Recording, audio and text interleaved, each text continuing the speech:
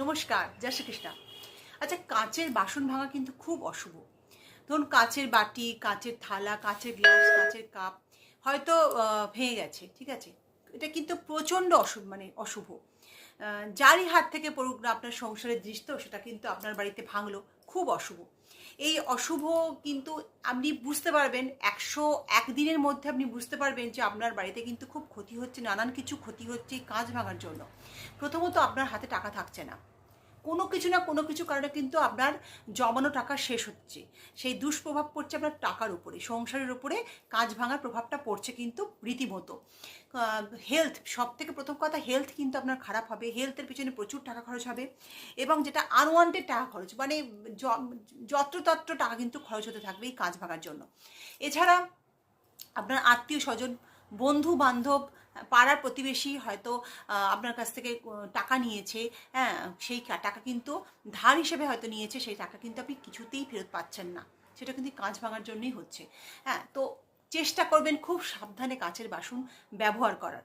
জানি সংসার করতে গেলে কিন্তু এগুলো হয়, তাও বলবো চেষ্টা করবেন। এগুলো কিন্তু খুব অশুভ, আপনারাও জানেন কিন্তু এটা খুব অশুভ জিনিস। তো এটার প্রভাবটা কিন্তু তো আমাদের কাটাতে হবে। তো কিভাবে কাটাবেন? সোমবার আমাদের সেই ভোলা বাবাকে স্মরণ করে সোমবার একটি দারুণ টোটকা, দারুণ মোক্ষম টোটকা আমি বলছি, করবেন। সাদা নেবেন, মিষ্টি নেবেন, সাদা মিষ্টি, সুন্দর সাদা মিষ্টি নিলেন, সন্দেশ টাইপের মিষ্টি নেবেন, নিয়ে ভোলানাথের কাছে যাবেন সোমবার, শিবের মাথায়, ভোলানাথের মাথায় সেই সাদা মিষ্টি কিন্তু অর্পণ করবেন এবং বাবার কাছে আপনার দোষ ত্রুটি জানাবেন, ক্ষমা চাইবেন এবং ভালো করে সেটি নিবেদন করে পুজো করবেন। এবং সেই মিষ্টিটা যখন নিয়ে আসবেন, ঠাকুরমশাই আপনাকে দিয়ে দেবে, সেটা কিন্তু মন্দিরের আশেপাশে বা কোনো গরিব মানুষকে কিন্তু ওটাকে দিয়ে দেবেন। আপনি কিন্তু সেই প্রসাদটা খাবেন না, অবশ্যই কিন্তু গরিব মানুষকে বা মন্দিরের আশেপাশে যারা থাকবে তাদের কিন্তু ওটা দান করে দেবেন, দিয়ে দেবেন। দেখবেন এই যে দুষ্প্রভাব ছিল আপনার সংসারে কাঁচ ভাঙার জন্য, আস্তে আস্তে কিন্তু পুরো ঠিক হয়ে যাবে, একদম ঠিক হয়ে যাবে। তো বিশ্বাস করুন, বিশ্বাস করে কিন্তু এই টোটকাটা রেমেডিটা করুন। শেয়ার করুন ভিডিওটি, লাইক কমেন্ট কিন্তু করুন।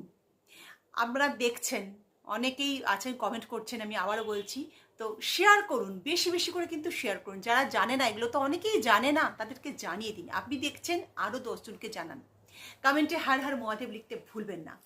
ভালো থাকবেন, সুস্থ থাকবেন, শান্তিতে থাকবেন। নমস্কার।